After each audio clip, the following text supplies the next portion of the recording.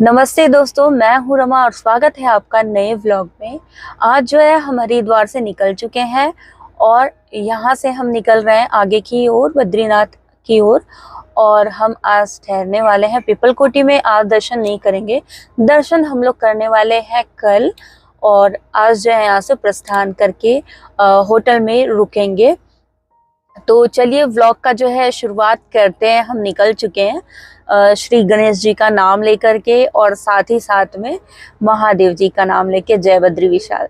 तो चलिए। सुबह सुबह जल्दी प्रस्थान के कारण नाश्ता हुआ नहीं था। आगे चलकर दिखा छोले कुलचे का एक ठेला। वहाँ से किया हमने ये बहुत ही स्वादिष्ट नाश्ता। और ये छोले का कुछ रस था चटपटा सा। हरिद्वार से ऋषिकेश होते हुए हम पहुँचे देवप्रयाग, उत्तराखंड राज्य के टेरी गढ़वाल में स्थित एक नगर। यहाँ अलकनंदा नदी का भागीरथी नदी से संगम होता है।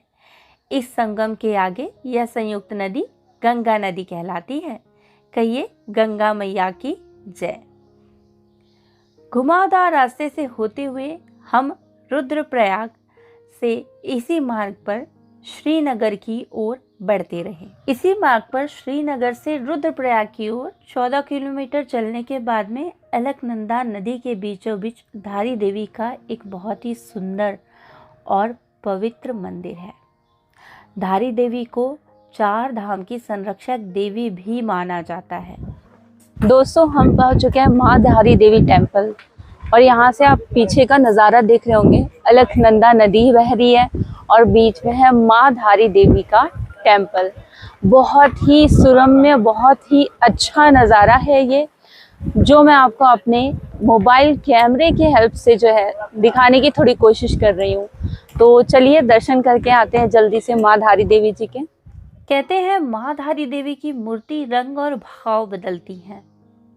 कहते हैं कि माता की मूर्ति सुबह में एक कन्या के समान दिखाई देती है, दिन में युवती के समान और शाम को वृद्ध महिला के समान दिखाई देती है। माँ धारी देवी के दर्शन तो बहुत ही अच्छे हो गए। ऊपर लौटते वक्त थोड़ी सी थकान हुई थी, गाड़ी में विश्राम कर लिया। शाम का समय हो चला था, चाय का टाइम हो गया था। सामने ही होटल के दिखा एक आम का वृक्ष, बहुत ही फल लगे थे और चाय आ चुकी थी पकौड़ों के साथ में। गर्मा गर्म पकौड़े जो तल रहे थे होटल में, इसे खा करके हम बढ़ चलते हैं आगे की ओर। और बादलों ने यूँ घेर रखा था पूरे आसमान को। बारिश तो होनी ही थी। बारिश के बाद का जो ये सुंदर नज़ारा था वह था अद्भुत, और वातावरण में ठंडक सी छा गई थी। आगे चलकर आया रुद्रप्रयाग। अलकनंदा इस नदी की उत्पत्ति अलकापुरी ग्लेशियर से होती है और यह रुद्रप्रयाग जिले में मंदाकिनी नदी को अपने आगोश में ले लेती है। यह संगम स्थल पर रुद्रनाथ का अत्यंत प्राचीन मंदिर है।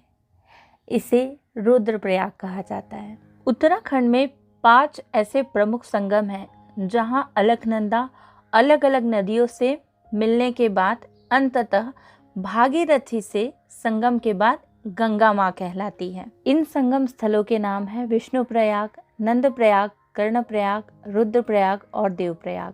कर्णप्रयाग हम नहीं देख पाए थे और विष्णुप्रयाग आपको अगले व्लॉग में देखने मिलेगा, आते वक्त देखा था हमने। और ये आप आनंद ले सकते हैं नंदप्रयाग का। यहाँ पे अलकनंदा के साथ में नंदाकिनी नदी का संगम होता है, इसीलिए इसे नंदप्रयाग कहते हैं। नंदप्रयाग से आगे बढ़ते हुए हम पहुंच रहे थे अपने गंतव्य स्थान की ओर। रात्रि में विश्राम करके हम दूसरे दिन जाने वाले थे बद्रीनाथ जी के दर्शन के लिए। बारिश के बाद मौसम बड़ा ही सुहाना हो गया था और हम पहुंच चुके थे होटल। यहाँ पे मैं आपको दिखा रही थी अपना होटल का रूम। थकावट की वजह से शूट करना पहले भूल गई थी, बाद में कैमरा उठाया और शूट किया। पर्दे के बाहर दिखा दूँ तो सामने ही था रेस्टोरेंट और ये पूरी वादियों में था ये सुंदर सा हमारा होटल। रात का खाना पीना करने के बाद हम जल्दी से सो गए। सवेरे जल्दी उठ के बद्रीनाथ जो जाना था। आज का ब्लॉग शुरू हो रहा है सवेरे 4 बजे से, पर थोड़ी सी तैयारी में जो है लेट हो चुका है, बट फिर भी चलेगा, कोई बात नहीं है। और हम जा रहे हैं आज श्री बद्री विशाल जी के दर्शन के लिए। चलिए चलते हैं बद्री विशाल जी के दर्शन के लिए। इस रूट पे जैसे ही आप आगे बढ़ते जाएंगे, आपको महसूस होगा कि आप यहाँ पे एक चींटी के भांति हैं। इन ऊंची ऊंची पर्वत श्रृंखलाओं को देख करके आपको महसूस होगा ये कितनी ऊंची हैं, कितनी तीखी हैं, थोड़ी सी भयावह भी हैं और बहुत सुंदर भी हैं। इस रूट में हमेशा लैंडस्लाइड होते ही रहते हैं और छोटे मोटे पत्थर तो मानो यूँ हमेशा ही गिरते रहते हैं। बहुत ही सुंदर प्रकृति का नज़ारा। मेरी कोशिश ये थी कि आपको मैं जो है हिम आच्छादित चोटियाँ दिखा पाऊँ जिस पे गिरी हो बर्फ़। उस कोशिश में मैं बहुत ही अपने मोबाइल फ़ोन को यहाँ से वहाँ कर रही थी कि ये कैप्चर हो और मैं आपको ये शॉट्स दिखा पाऊँ। और वो कहावत है ना कि मेहनत का फल मीठा ही होता है। यहाँ पे थोड़ा सा फल मुझे मिला और मैं कैमरे में रिकॉर्ड कर पाई हिम आच्छादित चोटियाँ। बहुत ही खूबसूरत लग रही थी। आपको ज़रूर एक बार आना चाहिए यहाँ पे और ख़ुद वो महसूस करना चाहिए जो हर व्यक्ति यहाँ से गुज़रता होगा तो ज़रूर महसूस करता होगा। इन नज़ारों को निहारते निहारते कब जोशीमठ पहुँच गए पता ही नहीं चला। जोशीमठ को बद्रीनाथ भगवान की शीतकालीन गद्दी भी कहा जाता है। इसका कारण यह है, सर्दियों में बद्रीनाथ के कपाट बंद होने के बाद बद्री विशाल की मूर्ति को जोशी मठ में ही रखा जाता है। यहाँ नरसिंह भगवान का बहुत ही सुंदर मंदिर है। इस वीडियो क्लिप को मैंने वॉइस ओवर कर दिया है। बैकग्राउंड की आवाज़ ज़्यादा आ गई थी, मेरी आवाज़ दब गई थी। नज़ारे बड़े ही सुंदर थे। मैंने सोचा इसे वॉइस ओवर करके इस तरीके से आपके लिए एडिट कर दूं और इसे अपने वीडियो में लगा दूं। यहाँ पे मैं तारीफ़ कर रही थी इन पर्वत श्रृंखलाओं की, जो कि बहुत ही अद्भुत, बहुत ही शांत और सुंदर। ये है नरसिंह भगवान का मंदिर। यहाँ से बहुत ही बढ़िया दर्शन हो चले थे। अब हमारा समय हो गया था बद्री विशाल जी के यहाँ चलने का। रास्ते में जितने मंदिर थे, जितने प्रयाग देखने मिले, सभी को कवर करने की कोशिश की। जो मिल गया सो अच्छा, जो ना मिले उसका गम तो करना ही नहीं चाहिए। यही सोच के आगे चल पड़े हम बद्री विशाल जी की ओर।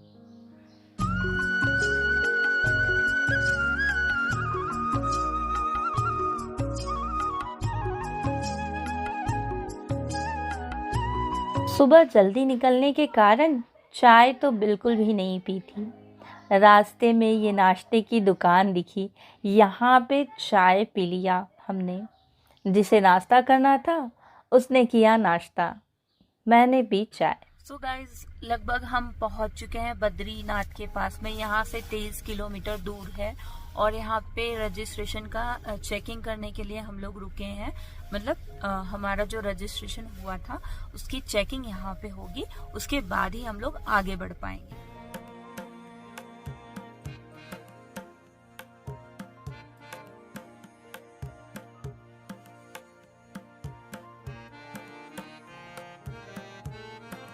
प्रकृति के इस सुंदर नज़ारे को देखते देखते बद्रीनाथ पहुँच गए हम। आज मैं बहुत ही आनंदित और सौभाग्यशाली महसूस कर रही हूँ कि मैं इतनी दूर बद्री विशाल जी के दर्शन के लिए आ पाई।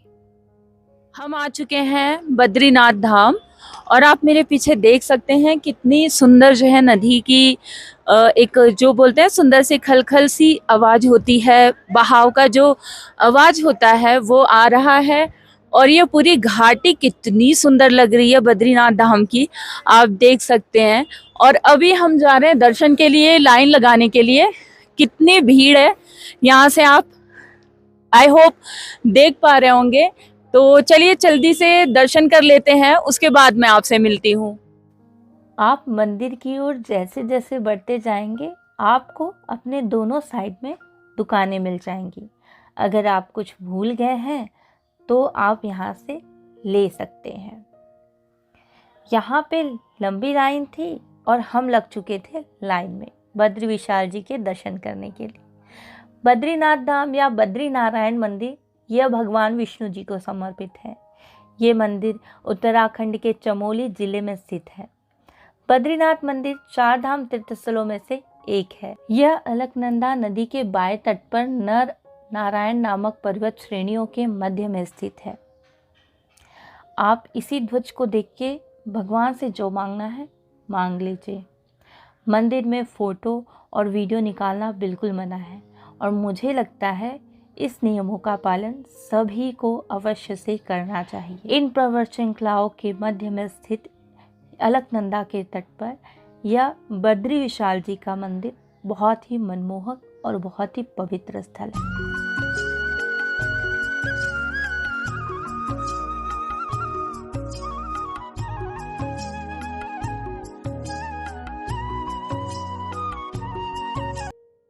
दोस्तों हमने दर्शन कर लिए, बड़े ही अच्छे दर्शन हो गए। 2 से ढाई घंटे हमें लगे होंगे दर्शन करने के लिए, पर जब बद्री विशाल जी का वो एंट्री गेट देखते हैं वैसे ही मन प्रफुल्लित हो जाता है, सारी थकान जो है हमारी मिट जाती है। एक बार ज़रूर आप सभी को यहाँ आना चाहिए और भगवान जी के दर्शन करना चाहिए। जय बद्री विशाल। बद्रीनाथ से 3 किलोमीटर दूर बसा है माणा गांव, जिसे देश का आखिरी गांव कहा जाता था। अब ये देश का पहला गांव बन गया है।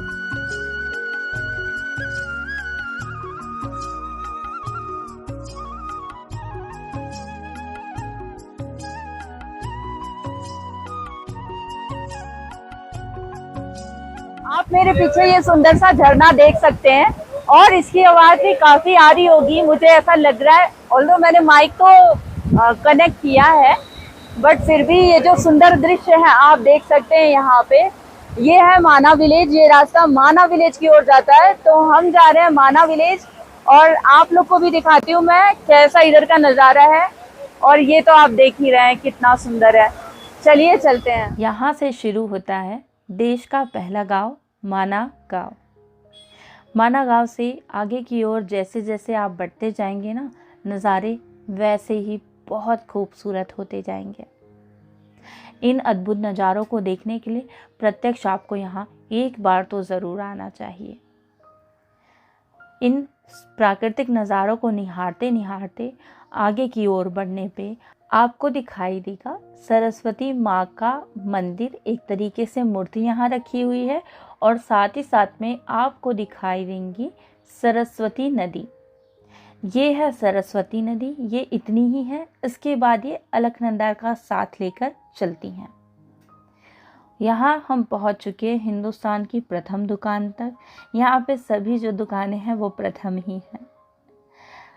स्वर्गारोहण गेट को जैसे ही क्रॉस करेंगे आप, आपके मन में ज़रूर ये ख्याल आएगा, पांडव इतनी दूर आए कैसे होंगे, कैसे सफ़र किया होगा उन्होंने, तब तो इतनी सुख सुविधाएं भी नहीं थी। ये सारे सवाल मेरे मन में घूम रहे थे और मैं अपने अंतिम पड़ाव तक पहुंच चुकी थी। दोस्तों हम आ चुके हैं माना विलेज और ये जो है पहला गांव है भारत का हमारे। और यहाँ पे बहुत ही सुंदर दृश्य है, आपको मैं बैक कैमरे से दिखाती हूँ। यहाँ से कितना सुंदर व्यू आ रहा था। ये पर्वत श्रृंखलाएं और साथ ही साथ में गर्मा गर्म चाय और पकौड़े। दोपहर के बज चुके थे 3:30। लौटते वक्त हम पहुँचे हनुमान चिट्टी। ये वही जगह है जहाँ हनुमान जी ने भीम को घमंड से बचने की सीख दी थी। महाभारत में पांडव द्रौपदी के साथ वनवास का समय व्यतीत कर रहे थे। उस समय बद्रीनाथ क्षेत्र में थे वे। एक दिन द्रौपदी ने देखा कि एक ब्रह्म कमल गंगा में बहता हुआ आ रहा है। तब द्रौपदी ने भीम से ब्रह्म कमल लाने की बात कही। महाबली भीम बद्रीवन में पुष्प लेने के लिए निकल पड़े। रास्ते में वृद्ध वानर लेटा हुआ था। वानर की पूंछ से रास्ता रुका हुआ था। भीम ने रास्ते से वानर को हटने के लिए कहा। वानर ने कहा, बुढ़ापे के कारण मुझ में उठने की शक्ति नहीं है, मुझ पर दया करो और इस पूंछ को तुम ही हटा लो और चले जाओ। लेकिन भीम पूंछ हिला न सके। तब भीम ने वानर से असली स्वरूप में आने की प्रार्थना की। तब हनुमान जी ने अपने स्वरूप में दर्शन दिए और भीम को घमंड से बचने की सीख दी। दर्शन के बाद शाम का समय हो चुका था। यहाँ पे शाम का नाश्ता पानी किया हमने और दर्शन आज के बहुत ही अच्छे हो गए। अब समय था होटल लौटने का। जैसे जैसे होटल की ओर जा रहे थे, वर्षा तेज होती जा रही थी, नज़ारे भी सुंदर होते जा रहे थे और बादल नीचे की ओर आ रहे थे। हल्का फुल्का जाम सा लगा हुआ था, उसकी चिंता किसे थी।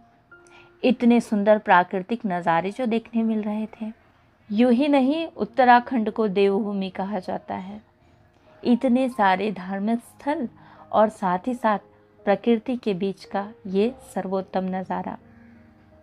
मेरे मन में तो यूं ही ये सवाल आते ही रहे, कितना मुश्किल समय होगा तब तीर्थ यात्रा करना।